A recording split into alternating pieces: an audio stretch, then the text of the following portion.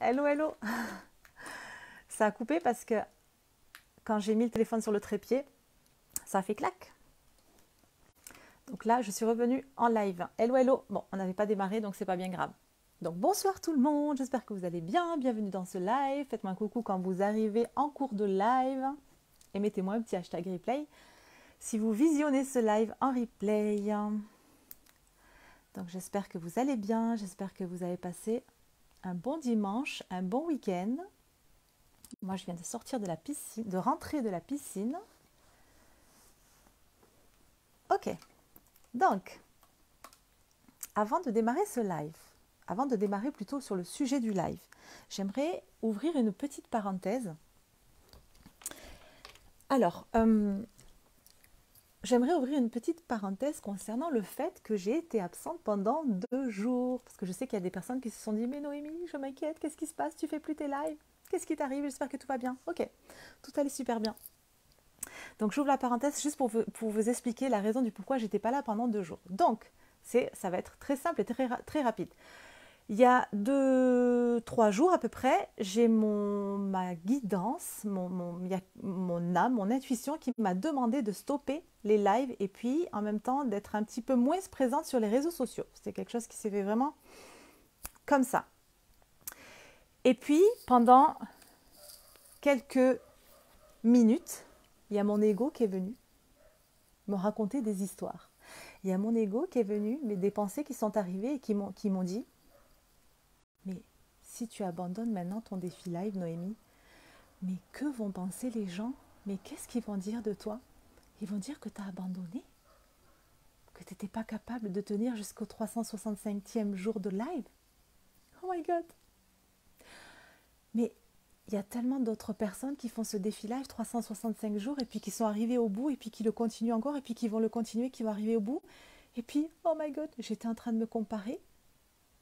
Et puis toi, Noémie, tu abandonnes au bout du 120e et quelques lives. Oh my God. Et puis, j'ai dit, attends.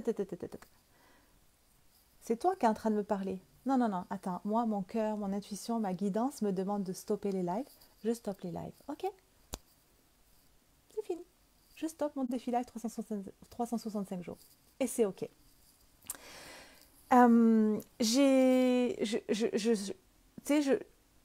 Là, pour mentaliser le truc, je stoppe ce défi live parce que moi, la raison pour laquelle je me suis lancée dans ce défi live, c'est il y a plein de raisons qui ne s'expriment pas forcément avec des mots, où j'ai pas envie non plus de rentrer dans les détails, mais il y a des choses que j'ai aujourd'hui compris, intégrées complètement grâce à ce défi live. Et puis je ressens, tu sais, comme si j'étais arrivée au bout aujourd'hui. Je ressens que je n'ai pas besoin d'aller jusqu'au 365e jour de live pour apprendre encore et encore parce que je ressens que, ok, ce que moi je voulais apprendre, ce que je voulais comprendre de ce défi live, ça y est, je l'ai compris aujourd'hui. Donc c'est ok pour moi, j'ai pas besoin d'aller plus loin dans le défi live, donc le défi live il est terminé. Mais je viendrai quand même régulièrement faire des lives parce que j'adore ça, faire des lives, j'adore venir en live. Donc même si je stoppe le défi live 365 jours, je serai quand même toujours présente en live. Est-ce que j'ai autre chose à rajouter par rapport à ça? Je ne crois pas, mais j'ai terminé, donc je ferme la parenthèse. Donc, le sujet du soir. Je vais vous raconter une petite chose concernant les pensées, croyances, émotions, croyances limitantes, etc., qui sont hyper importantes pour l'être humain en général, pas même pour les entrepreneurs, pour les futurs entrepreneurs et puis pour tout le monde, pour ne pas que... c'est bien de travailler sur ces choses-là, c'est même indispensable de travailler sur ces choses-là si on veut créer une autre réalité, si on veut reprogrammer notre cerveau à une nouvelle réalité pour créer la réalité qu'on désire. Ok, je vais vous donner un exemple et je vais vous partager ce qui s'est passé hier, tout simplement. Et je pense que ça va parler à quelques personnes. Donc du coup, si ça résonne chez vous, si ça fait écho chez vous, laissez-moi un petit commentaire, je viendrai vous lire. Vous savez que Facebook ne me met jamais, je ne reçois jamais les notifications quand vous mettez des commentaires. Donc, si je ne réponds pas à vos messages, c'est juste que je n'ai pas vu votre message. Mais normalement, je reviens toujours dans les 2-3 derniers lives pour aller voir s'il y a des commentaires. Et là, s'il y a des commentaires, je vous réponds à ce moment-là. Mais c'est vrai que je remonte pas plus loin que ça. Donc si je réponds pas, c'est que j'ai pas vu vos messages parce que Facebook ne m'envoie vraiment jamais aucune notification. Donc, hier, on était un repas de famille, donc on était avec ma soeur, mon frère, mon fils Mehdi, parce que mon fils Adam était chez un copain, et mes parents, en repas de famille, chez mes parents. Et puis, bon, je vais vous raconter le truc brièvement. Je ne vais pas rentrer dans tous les détails, mais je vais vous raconter le truc brièvement pour que vous puissiez comprendre la suite de l'histoire. Sinon, vous n'allez pas comprendre. Donc, en ce moment, j'ai ma voiture qui est au garage.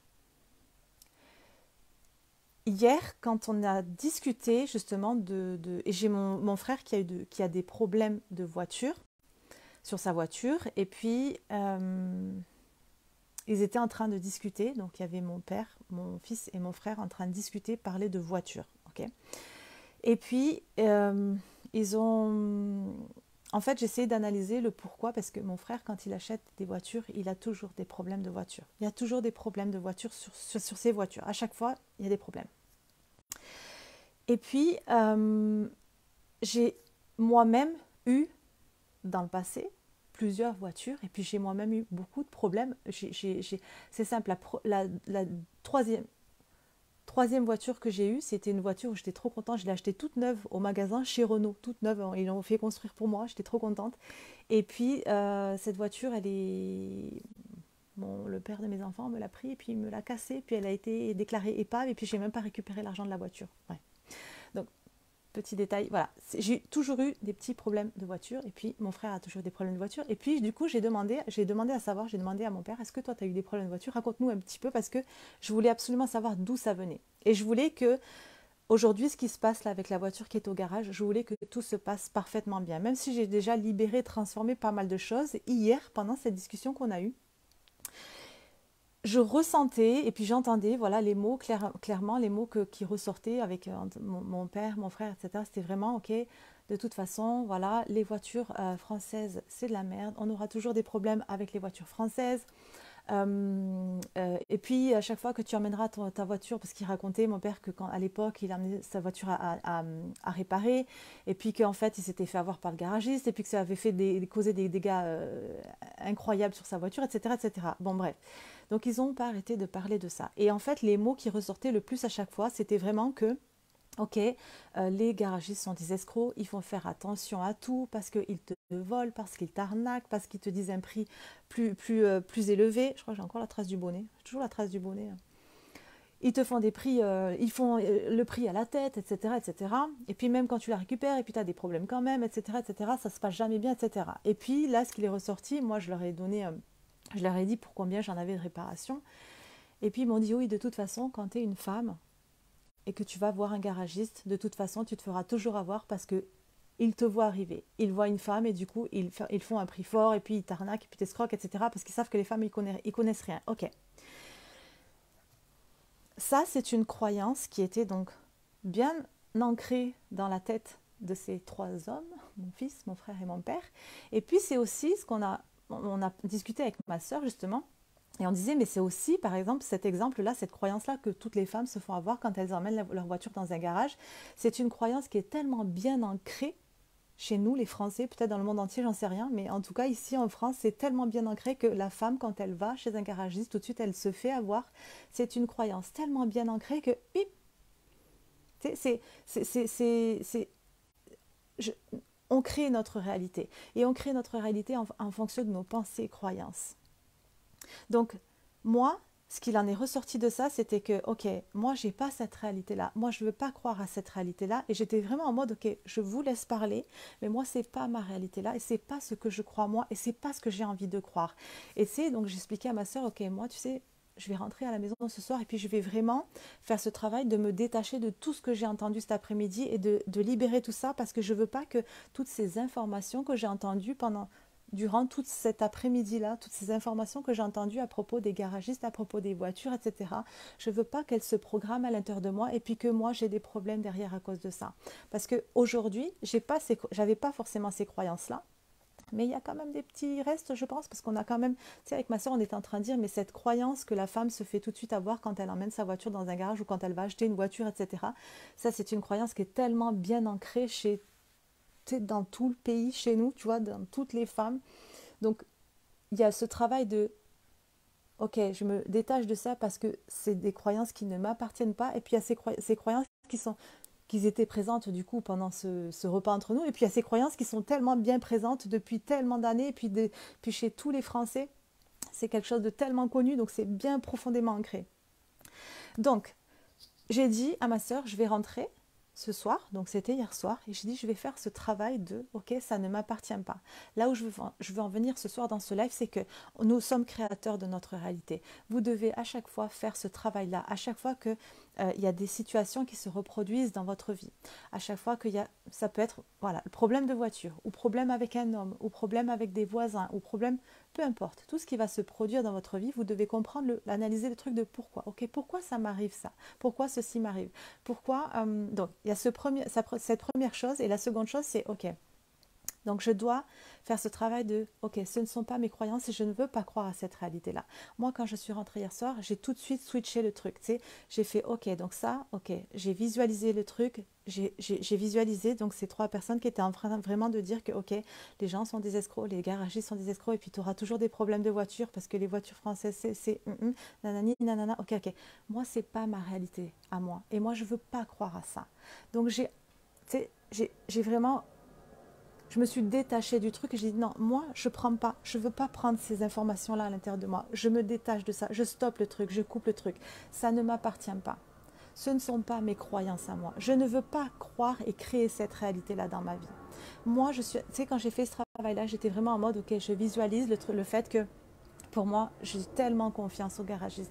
Pour moi, j'ai tellement confiance que tout va toujours bien se passer. J'ai tellement confiance que tout se passera toujours bien avec ma voiture et avec toutes les voitures que je vais acheter.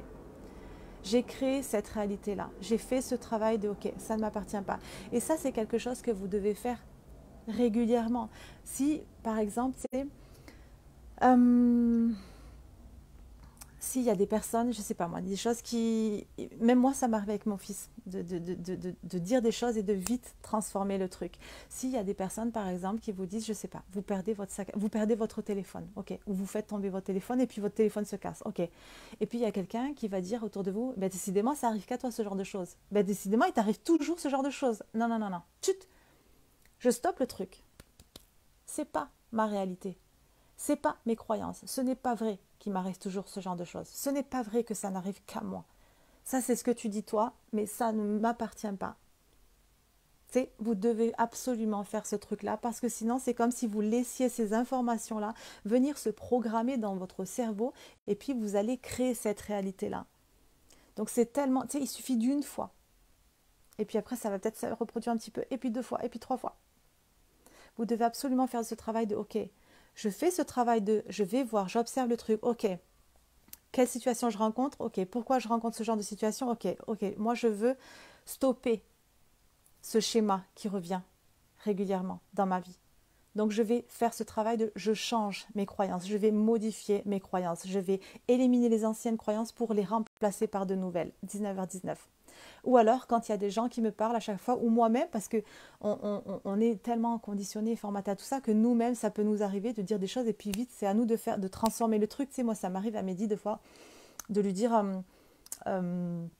des choses quand il me fait des blagues ou quoi, je dis, mais t'es vraiment trop bête. Je switch tout de suite le truc. Je dis, non, non, attends, je modifie ce que je viens de dire. Ça m'arrive encore beaucoup de fois. Et puis je switch. Puis après, c'est quelque chose qui devient vraiment de plus en plus naturel. Mais c'est tellement important de faire ce travail-là. Tout le temps. Attendez, il me semble que j'avais autre chose à vous dire par rapport à ça. Je vais juste boire vite fait.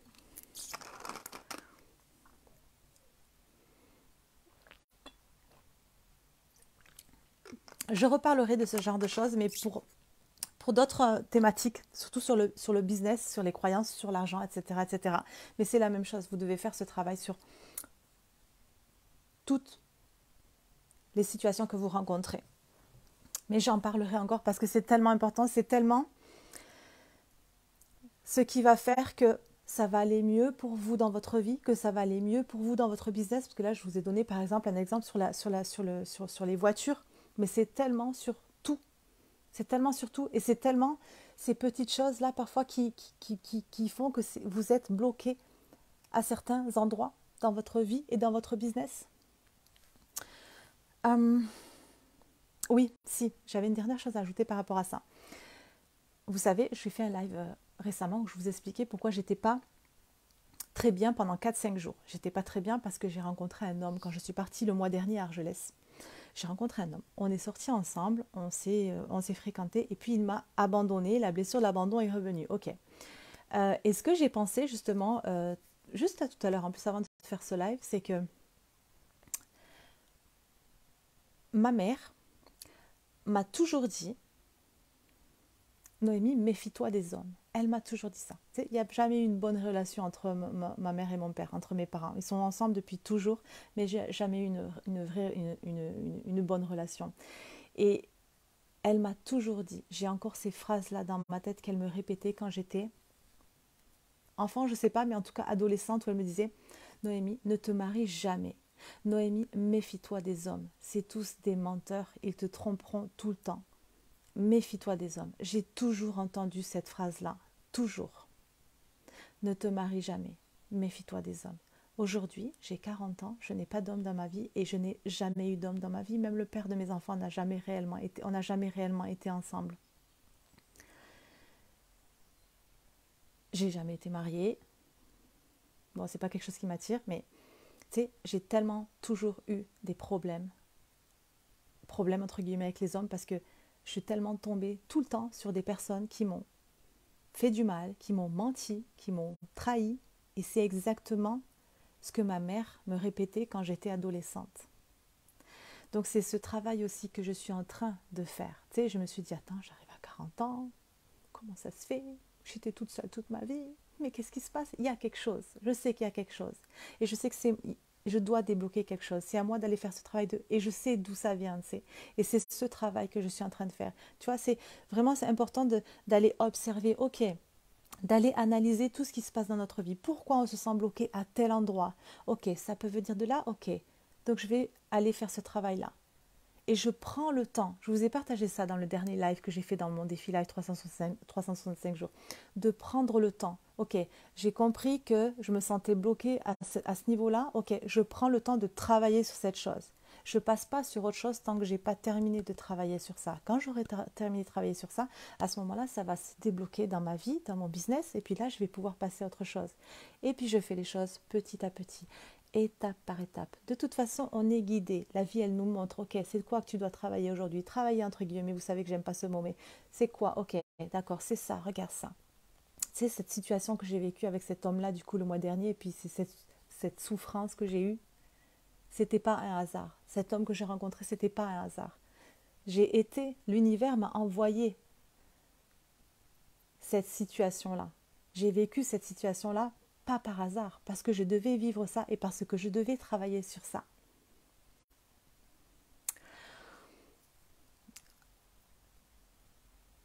Est-ce que j'ai autre chose à rajouter par rapport à ça? Je pense pas. Je vous souhaite une excellente soirée et puis on se voit pour le prochain live. Je ne sais pas quand est-ce qu'il sera. Peut-être qu'il sera demain, peut-être pas, je ne sais pas. Je vous embrasse très fort. Je vous souhaite une belle soirée et puis je vous dis à bientôt. À très vite, à très très vite.